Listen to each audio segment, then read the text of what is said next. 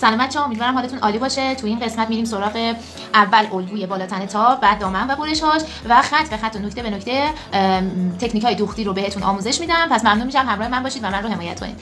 بچه‌ها ببینید وقتی که می‌خوایم بریم سراغ الگوی خام، اول من یه نکته رو بهتون بگم که الگوی خام بالا تنه رو من نحوه کشیدنش رو توی چند تا پست پایین‌تر براتون گذاشتم. حتما اون رو نگاه کنید. اگر الگوی آماده ندارید اون رو ببینید، الگو رو بکشید و این تغییرات رو اعمال کنید. اگرم الگوی آماده دارید که کارتون خیلی راحته، فقط سایز انتخاب کنید و بکشید رو اینو تغییرات رو انجام بدید. ببینید بچه‌ها، اولا برای کشیدن تاب این یقه رو ما باید یه مقدار باز کنیم، چون ما نمی‌خوایم زیپ خور باشه. بنابراین باید هم لباس رو آزادتر طراحی کنیم، مخصوصا که جنس لباسمون پولکی هست، کش کمتری داره و بچه باید حتما توش راحت باشه. بنابراین من یقه رو حدوداً 1.5 تا 2 سانتی متر از سرشونه و حدود 1.5 تا 2 سانتی متر از جلوی یقه باز میکنم، یقه جدید رو رسم میکنم و برای پشت رو هم من چیکار کردم، اینا همه سلیقه‌ایه، شما میتونید انجام بدید. از این قسمت که 2 سانتی میدید حتما باید از این قسمت 2 سانتی بدید و من برای پشت حالت یقه 7 طراحی کردم. ببینید به این شکل، هفته کوتاه نسبتا که سر خیلی راحت بره، چون ما هیچ زیپ دوزی نخواهیم داشت. خب یقه پشت رو هفتی انجام دادم، یقه جلو رو یه مقدار باز کردم. از سرشونه، از قسمت گوشه سرشونه دوباره به اندازه 2 سانتی متر پایین میایم، همینطور پشت رو هم، الگوی پشت رو هم همچنین و به قسمت کارول یه مقدار پایین‌تر صفرش می‌کنیم به این شکل. یعنی ما این قسمت رو هم جدا کردیم. اگر شما بخواید که یه کاری داشته باشید که آستین بخوره، دیگه نمیتونید اینجا رو سرشونه رو کوچیک کنید، ولی چون لباس ما به شکل تاپ هست، من یه مقدار این قسمت سرشونه رو باریک‌تر کردم. خب حالا برای اینکه این لباس به شکل راحتی پوشیده بشه و چون زیپ خور نیست، من اومدم بهش آزادی دادم 3 تا 4 سانت از قسمت خط سینه، خط کمر. بعد از اینکه الگوی خام رو از روی اندازه‌های شخص کشیدید یا سایز بندیش رو انتخاب کردید، الگوی آماده رو کشیدید، این کارو بکنید. میدونم اونها خودشون یه آزادی دارن، ولی ما به خاطر اینکه لباسمون زیپ خور نیست، حتما باید این آزادی رو بهش بدیم. پس 2 3 یا 4 سانت میریم بیرون و این رو بهش آزادی میدیم. قد تاپ رو من از قسمت خط کمر به اندازه 3 سانتی متر اومدم پایین و این رو در این اندازه 3 تا 4 سانت اومدم پایین و در این اندازه قد لباس رو هم مشخص کردم به این شکل. خب خیلی راحت بالا تنه ما طراحی شد. هر دو رو دولای بسته شما برش میزنید و به راحتی این رو حالا دوختش هم حتما من بهتون میگم. این سراغ برش تورهای دامن. تورها خیلی راحته. ما الان 4 طبقه داشتیم. برای هر طبقه من از 20 سانتی متر شروع کردم، یعنی عرض 20 سانتی متر و طولش به اندازه 3 متر بود. بچه‌ها ببخشید مزاحم میکنم. خب اولی که 20 سانتی متر طراحی میشه، دومی 25 سانتی متر مثلا به این شکل. مستطیل های 20 25 دوباره میریم سراغ 30 و یه دونه 35 باید طراحی کنیم.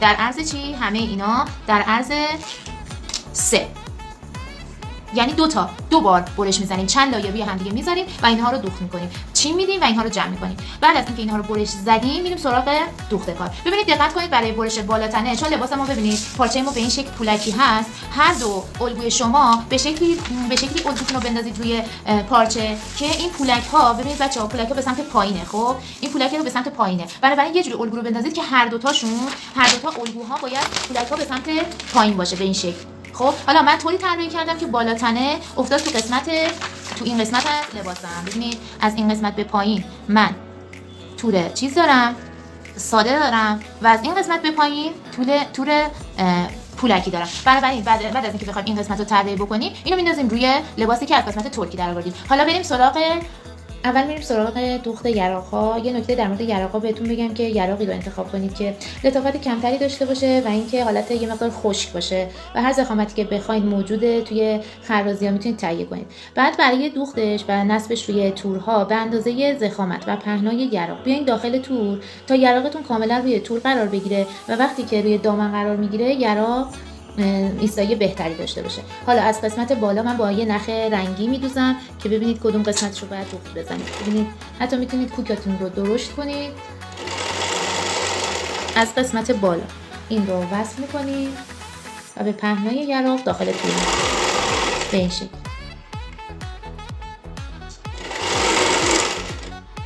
ببینید بچه‌ها، الان بهترین روش چین دادن تورای خشک، حتی تو چین دادن خیلی از لباس‌ها، مخصوصا لباس‌ها دامن عروسا، دامن توتو، همین روشه که ببینید 1 سانت 1.5 سانت از دوختتون فاصله بگیرید، بعد دوخت رو زیر پایه جمع کنید، 2 3 تا کوک میدید، خیلی آروم. ببینید هر چقدر که میتونید این چین رو بیشتر انجام میدید. حتی اگر چین بیشتری میخواید میتونید بعد از اینکه یک بار این رو چین دادید تموم شد دوباره این کار رو دوباره تکرار کنید.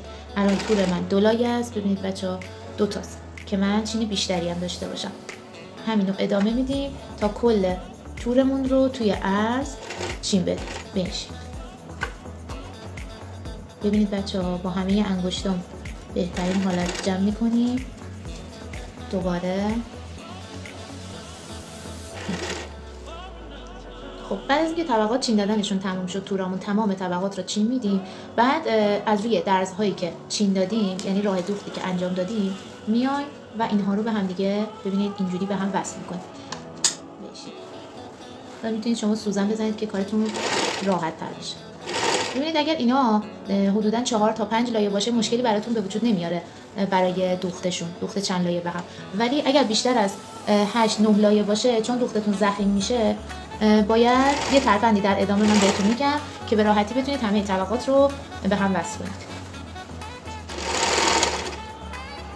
بعد از اینکه همه لایه‌ها رو چین دادید، یراق دوزی کردید، به همین سادگی درزها رو کنار هم دیگه میذارید و میدوزید. بعد از اینکه این دوخت رو انجام بدید، یه شکل گردی به شما میده که لایه‌ها رو وقتی که به هم وصل کنید به این شکل میشه. چون لایه‌های ما خیلی زیاده، گفتم که یه ترفندی برای وصل کردن لایه‌ها برای اینکه این قسمت ضخامت زیادی نداشته باشه برای وصل کردن کمر، به این حالت عمل میکنید که نگاه کنید پشتش رو یه نوار 4 سانتی متری در میارید.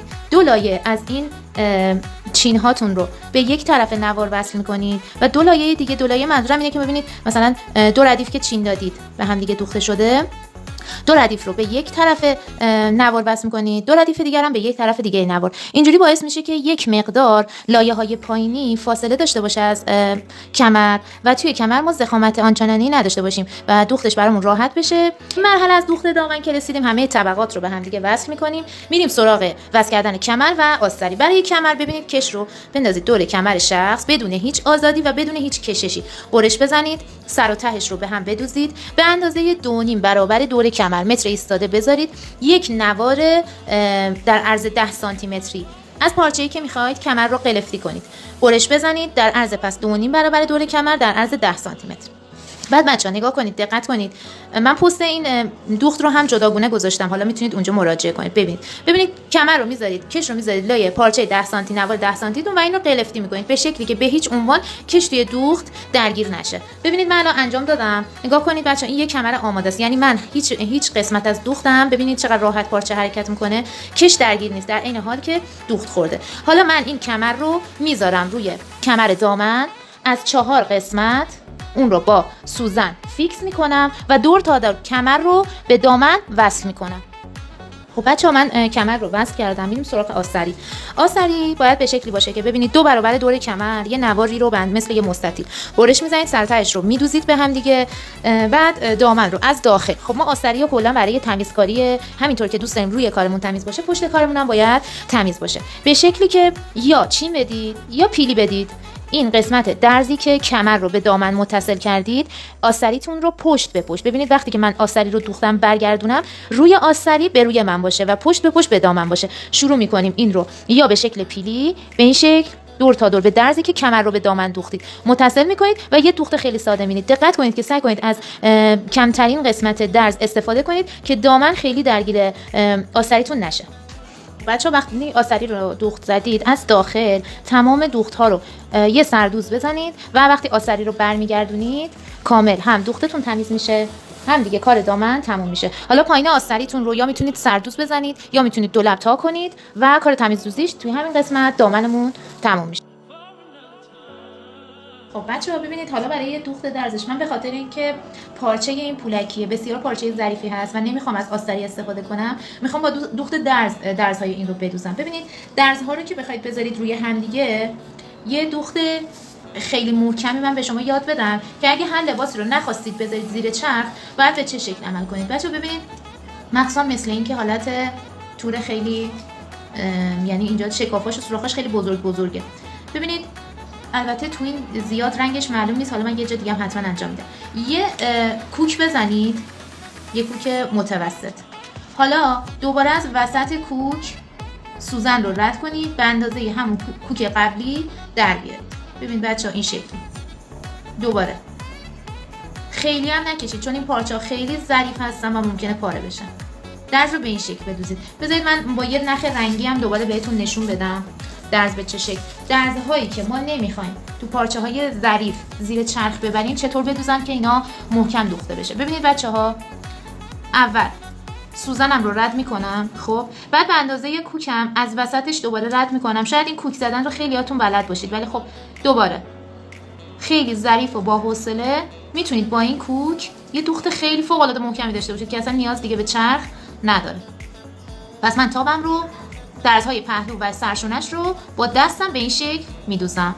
ببینید خیلی درز رو محکم و با حوصله بدوزید. هر چقدر که کوکاتون ریز باشه محکم‌تر و ظریف‌تر دوخته میشه. ببینید بچه‌ها به این شکل حالت رفت و برگشت میریم.